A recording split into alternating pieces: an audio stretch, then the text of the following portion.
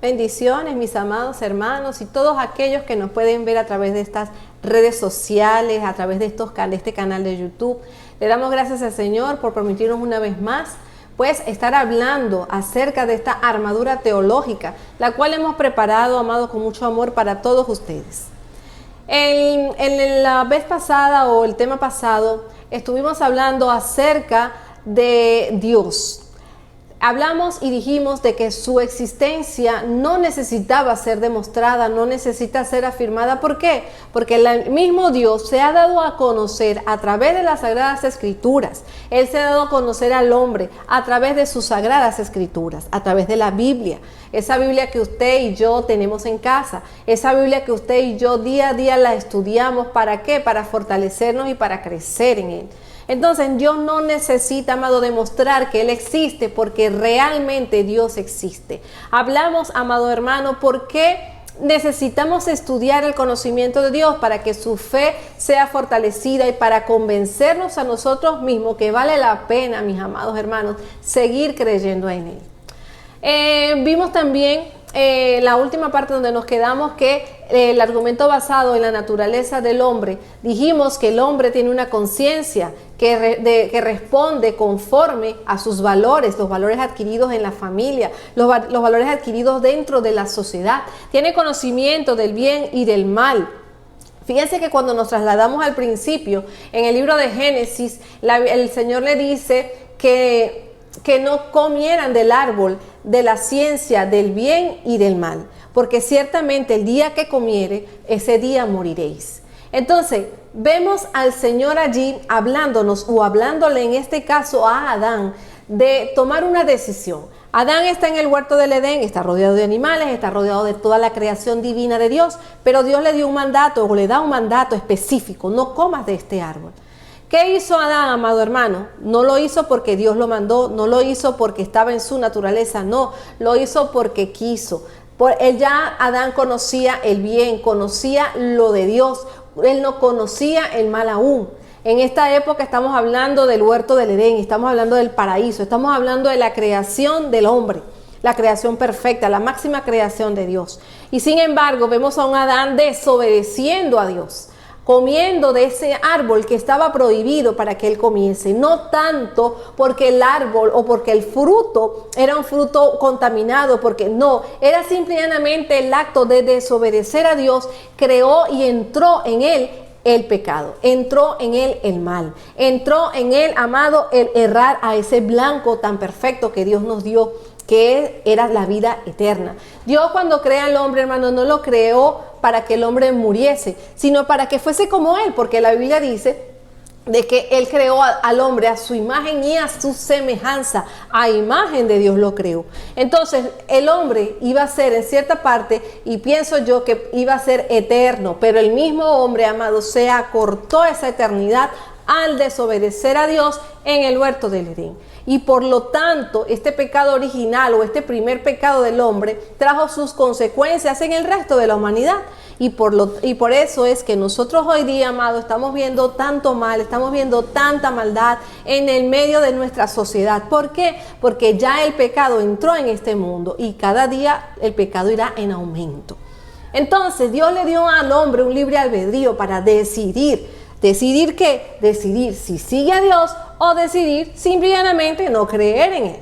Entonces, en conclusión, existe, amado, un legislador. Es una persona que ha diseñado este mundo, que lo ha legislado y que lo seguirá legislando a través de ¿qué? A través de sus leyes. Fíjense que cuando nosotros vamos y nos remontamos a la salida del pueblo de Israel de Egipto, nos remontamos allá a Moisés y vemos cuando Dios le da a Moisés las leyes, le da los 10 mandamientos. ¿Para qué le da Dios a Moisés los 10 mandamientos? ¿Para qué le dio la ley? ¿Para qué, amado? Para que el hombre cumpliese la ley, para legislar al hombre, para que el hombre se rigiese por leyes. Hoy día nosotros también gozamos de la legislación de nuestros gobiernos. Los gobiernos donde usted se encuentra, usted tiene una constitución, usted tiene allí, amado, leyes a las que ustedes tienen que obedecer. Cada uno tiene deberes, tenemos derechos dentro de lo que significa, amado hermano, la constitución de cada país. Entonces Dios también nos ha dejado sus leyes Nos ha dejado leyes escritas, las ha dejado, amados, bien cimentadas allí a través de lo que nosotros conocemos en las Escrituras. Amén. Entonces, fíjense, hay algo importantísimo que es cuando Dios le dio estas leyes a él las lleva al pueblo, amado, pero no las reconocieron. De hecho, las primeras leyes que Dios le dio a Moisés, el mismo Moisés, de ver la rebeldía del pueblo, las quebró. Y Dios tuvo que darle, por supuesto, otras nuevas leyes con las cuales se iba a regir su pueblo. Entonces vemos, amado hermano, la dureza de servicio, la dureza de corazón, la dureza intelectual del hombre para poder aceptar lo que es de Dios. El otro argumento es basado en la historia, amado, la manera en que las cosas han ido marchando, cómo se han dado los acontecimientos en la historia mundial. Proporciona una suficiente fuerza, amado, que nos indica a nosotros que existe una fuerza y una providencia que los rige. La Biblia fue escrita para revelar a Dios mediante la historia. Fíjense que la Biblia dice que Dios es el juez al que a este humilla y a aquel enaltece. Es decir, que tenemos un juez en esta vida, tenemos un juez que nos rige a nosotros, que rige el universo, que rige el mundo. Él es el que llama a todas las cosas por su nombre. A él no se le escapa ni un detalle, mi amado hermano. Ni un detalle se le ha escapado a Dios a lo largo de la historia, a lo largo de la creación del mundo. Él muda los tiempos y las edades, quita reyes, pone reyes, da la sabiduría a los sabios y la ciencia a los entendidos. Entonces vemos que Dios, a través de la historia, también nos argumenta que Él ha existido también en medio de la historia del pueblo de Israel, en la historia de los reyes, en la historia de los jueces. Amado, tenemos mucho material que verdaderamente nos indica a nosotros que Dios es real. El otro argumento creado en la creencia universal es el mismo Dios que hizo la naturaleza con sus hermosuras y maravillas. También hizo al hombre capaz, gloria a Dios, de ver a través de la naturaleza al creador de ellas. Dios hizo capaz al hombre de que el hombre pueda ver la naturaleza. ¿A través de quién? De la naturaleza misma. El hombre puede ver a Dios a través de su naturaleza, mi amado. Cada vez que usted ve una flor abrir un botón, una rosa hacer un botón y de repente abrir en una hermosa flor, allí podemos ver que está la mano de Dios metida. Fue la mano de Dios quien creó esa hermosura. Cuando vemos el nacimiento de un bebé, amado, vemos la hermosura de Dios también. ¿Cómo es posible que una mujer pueda en su matriz desarrollar un embrión, desarrollar un bebé, amado, y que cuando se ha cumplido el tiempo ella pueda dar a luz un hermoso niño, una hermosa niña? Amado, esto solamente lo hace el Señor. Vemos como el cuerpo allí, hablando de este ejemplo que yo les estoy dando, vemos como el cuerpo de la mujer se acomoda, por decirlo de alguna manera, se va moldeando a cómo se va dando el embarazo. La pelvis se va ensanchando, vemos allí las caderas también se ensanchan. Es todo, amado, un proceso armónico. Es como cuando usted está en medio de una sinfónica y ve que todos los instrumentos se van tocando, amado, oye, verdaderamente allí tocaba el violín, allí entraba la trompeta, ahí entraba el saxofón, ahí entraba, y usted ve que hay una armonía y usted se deleita escuchando. Amado, así mismo nosotros, los que creemos en Dios, nos deleitamos en ver la hermosura de la creación. Gloria a Dios. Dios hizo al mundo sin dejar indicios, sugerencias y pruebas reveladoras de la obra de sus manos. Él nos dejó los indicios, amado. Nos los dejó. ¿Para qué? Para que nosotros entendamos y creamos en Él. Los cielos cuentan la gloria de Dios y el firmamento anuncia la obra de sus manos. A lo que el hombre natural ha respondido así: pues habiendo conocido a Dios, no le glorificaron como a Dios, ni le dieron gracias. Fíjense lo malagradecido de nosotros los hombres, sino que se envanecieron a sus propios razonamientos y su necio corazón fue entenebrecido. La palabra de Dios dice que Dios entenebrece el conocimiento. ¿Para qué? Para que viendo no vean. ¿Por qué? Porque Dios ya nos dejó escrito, nos dejó dicho, mira, yo existo. Tú no quieres creer en mí, entonces yo te voy a entenebrecer tu conocimiento, te voy a entenebrecer los ojos para que no veas. Entonces, profesando ser sabios, se hicieron necios. ¿Cuántos científicos no han quedado avergonzados tratando de demostrar su filosofía o tratando de justificar, de argumentar y de darle basamiento sólido a sus hipótesis? ¿Cuántos científicos no han quedado avergonzados por esto? Entonces, ¿por qué usted cree que ha quedado avergonzado? Usted creerá, o yo creeré, que es porque simplemente no tienen argumentos. No, amado, no es tanto por eso, sino porque Dios mismo ha entenebrecido su conocimiento y ha entenebrecido sus ojos. Su existencia negada, óigame, mire, de esto hay bastante material. ¿Por qué? Porque muchas personas van siempre contrario a Dios. El mundo, como va marchando, va contrario a Dios. Siempre el mundo va a querer opacar lo de Dios. Y hay muchas creencias que no admiten a Dios, que no creen en Él. Como por ejemplo el ateísmo. ¿Qué es el ateísmo? Es la negación absoluta de la existencia de Dios y de la existencia de las cosas que Él ha hecho. Antes de que el hombre afirme que no hay Dios, debe analizar toda la materia en el universo. Y es una cuestión, amado, de que yo tengo que, como se dice vulgarmente, ¿no? Buscarle las 5 patas al gato. ¿Para qué? Para poder confirmar que realmente Dios no existe. Entonces yo me pongo y voy declarando, no, porque tal cosa, porque es una fuerza magnética, porque la fuerza eléctrica, porque la fuerza que da luz, porque la fuerza que los planetas se atraen unos con otros, el sol atrae los planetas. Amado, buscan la manera de ellos poder justificar las cosas creadas por Dios en cuestiones científicas. ¿Ve?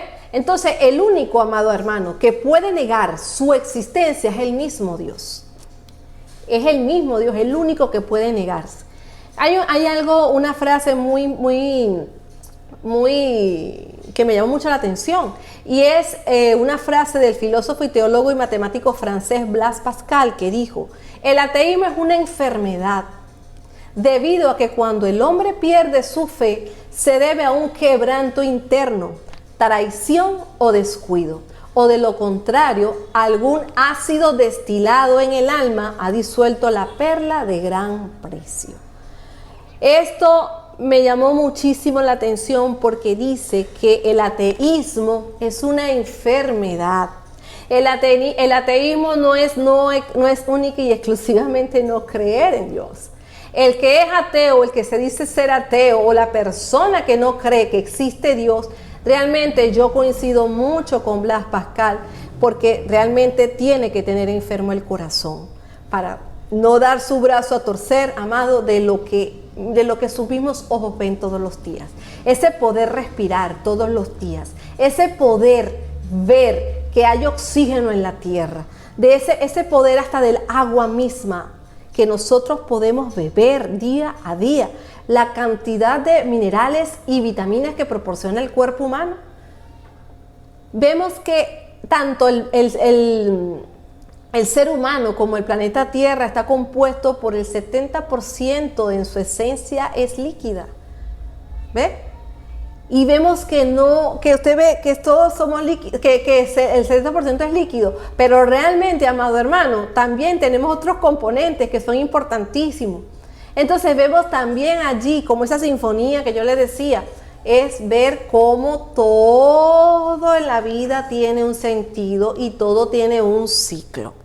Entonces el ateísmo, lamentablemente, amado, es una enfermedad de una persona que se sintió traicionada, que algún quebranto interno que pueda tener, algo que como los enamorados cuando les rompe el corazón, algo así es y tiene que ver esta no creencia en Dios. También hay otro astrónomo y oficial de la Marina de Estados Unidos, James Hillis, dijo que el ateo es como un borracho que entra en un laboratorio y comienza a experimentar al azar con productos químicos, que puede volar en pedazos a él mismo y a todo lo que le rodea. Es decir, amado, que una persona que no cree en Dios es peligroso. Es peligrosísimo, diría yo. ¿Por qué? Porque una persona que cree en Dios, pero que no está muy firme y se consigue con una persona que no cree en Dios, esta persona que cree a medias, amado, para él es perjudicial, porque él se viene a convertir como una víctima de este otro, porque este otro dice que no existe Dios y este cree a medias, entonces imagínense quién va a poder más. Y va a poder más, lamentablemente, esta persona que no cree, va a distorsionar. Por eso es que Jane Hillings dice que es como un borracho que entra a un laboratorio, experimenta allí con una y otra fórmula allí, hasta explotar él y explotar todo lo que tiene a su alrededor. Entonces, en conclusión, el ateísmo, amado, es un crimen contra el hombre, porque trata de desalojar del corazón de Dios su anhelo por lo espiritual, su anhelo por conocer a Dios, su anhelo por querer esa parte espiritual que le trae paz y tranquilidad al corazón y al alma. Como el ciervo brama por las corrientes de las aguas, así clama, oh Dios, por ti el alma mía. Dice la palabra de Dios en el Salmo 42, 1 y 2, mi alma tiene sed de Dios, del Dios vivo. El Dios vivo, amado. Mi alma tiene sed de Dios, del Dios vivo. Es decir, yo no puedo dejar que una corriente falsa saque de mi interior esa comunión que yo debo tener con Dios, ese ser espiritual que me hace tener relación con Dios. No puedo dejar que nada ni nadie lo pueda dañar, lo pueda sacar de allí. La Biblia dice de que nosotros somos alma, cuerpo y espíritu. Somos tres en uno, somos un ser tripartito. El espíritu es el que va a buscar siempre las cosas de Dios. Yo no puedo dejar que ni mi alma, ni mi cuerpo, ni ninguna otra corriente falsa atente contra mi creencia en Dios. Lo otro es la naturaleza de Dios. Dios también tiene una naturaleza. Y como Él tiene una naturaleza, eso se representa a través de sus nombres. Los nombres que Dios se le fue revelando, a medida como Dios se le fue revelando a los hombres a través de la historia, vamos a estudiarlos también. Entonces, ¿quién es Dios, amado? Dios es espíritu, es infinito, es eterno, es inmutable en su ser. Es decir, que no cambia. Inmutable quiere decir que Dios no cambia, no cambia. Dios es el mismo ayer, hoy y por los siglos. Siempre será Dios. Dios siempre será Dios. Dios siempre será el mismo. Es inmutable. Sufre de sabiduría, de poder, santidad, justicia, bondad y verdad. El nombre de Dios representa su carácter revelado a los hombres. Los nombres bíblicos más comunes de Dios son el primero, Elohim, que significa Dios.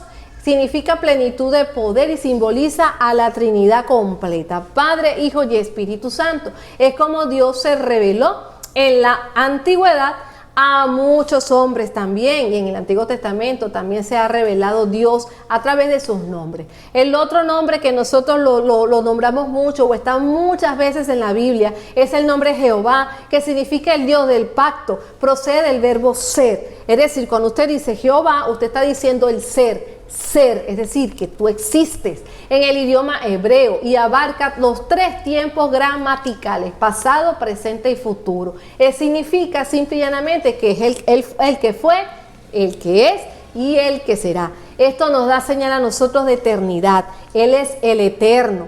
Fíjense que también lo podemos ver cuando Él dice, me he manifestado, me manifiesto y me manifestaré. A raíz de este Jehová también se derivan otros nombres que los vamos a nombrar también. Jehová Rafa, que significa yo soy Jehová tu sanador. En el cintillo van a aparecer los textos que van a corroborar lo que yo estoy diciendo. Yo soy Jehová tu sanador, Jehová Rafa. Jehová Nisi, Jehová mi bandera. Gloria a Dios. Jehová Salón, Jehová es paz. Jehová Raá, Jehová es mi pastor. Jehová Sidkenu, Jehová justicia nuestra. Jehová Jireh, Jehová proveerá.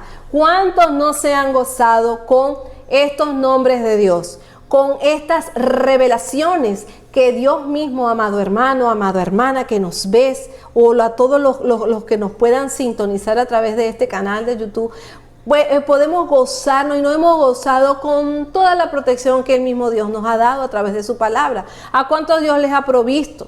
¿A cuántos Dios ha sanado?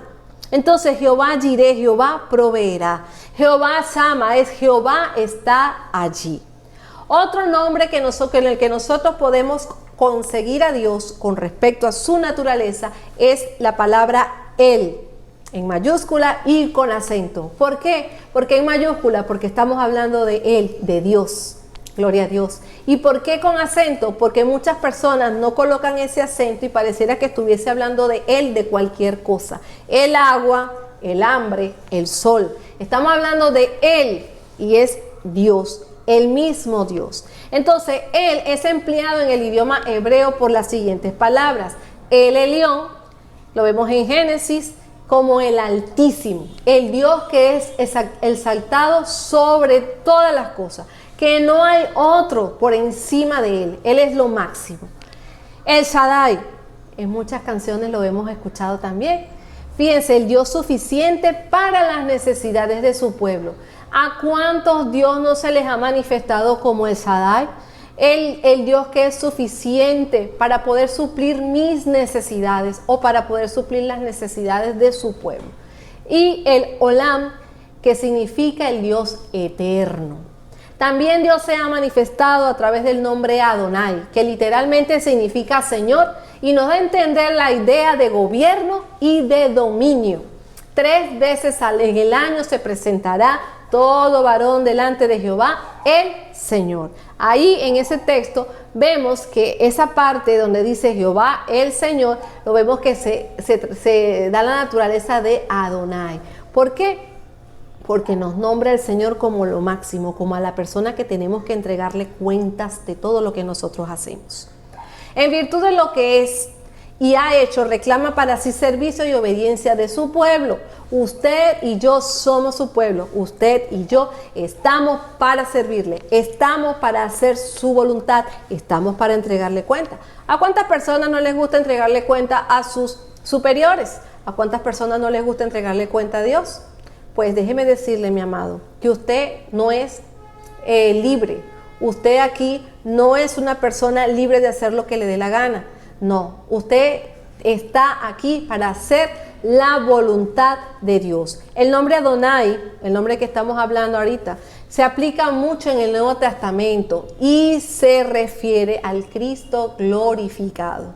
A ese Cristo glorificado, ese Jesucristo que nosotros podemos ver ya en el Nuevo Testamento. Ese nombre de Adonai significa el Señor, significa ese Jesucristo glorificado. Bueno, mis amados, hasta aquí llegamos con esta segunda parte de este estudio de Dios. No te olvides suscribirte en nuestro canal de YouTube y darle a la campanita de las notificaciones para que puedas recibir día tras día cada una de nuestra armadura teológica u otros enseñanzas que pueden ayudarte a crecer, ayudarte a fortalecer la fe. No te olvides siempre de repasar, no te olvides siempre de tener hasta allí un cuadernito, un lápiz y colocar y hacer de ese cuaderno, amado, un diario de cada día donde tú puedas hacer tus anotaciones y llevarlas allí para que repases diariamente. Dios te bendiga y Dios te guarde.